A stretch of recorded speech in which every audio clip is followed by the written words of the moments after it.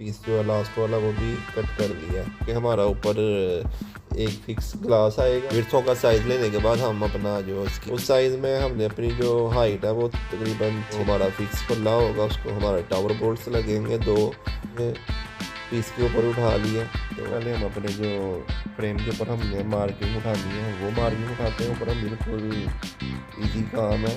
अगर ये हमने बाद में हैंगिंग लगाए हैं जो तरीकाकार है वो यही होता है। इसका साइज़ अभी हमने ये पूरा किया है। हम एक साइड पे एंगल लगाएंगे और दूसरी साइड से अपना केमिकल इसमें भर लेंगे, अपने ग्लास के अंदर फिट करेंगे। उसके बाद हम ऊपर अपना क्लियर ग्लास रखेंगे। अभी हमारी जड़ जमा अंदर बिल्कुल टाइट है तो अभी हम ग्लास को अंदर डाल लेते हैं। जितना काम आप जो है वर्कशॉप पे कर सकते हैं ख़त्म उतना वर्कशॉप पे करें। अभी ये सामान जो है वो गाड़ी के ऊपर लोड कर लिया, खिड़की के फ्रेम को फिट कर लेते हैं। जैसे कि आप देख रहे तो हमारे पल्ले बिल्कुल ओके हो गए। तो फिर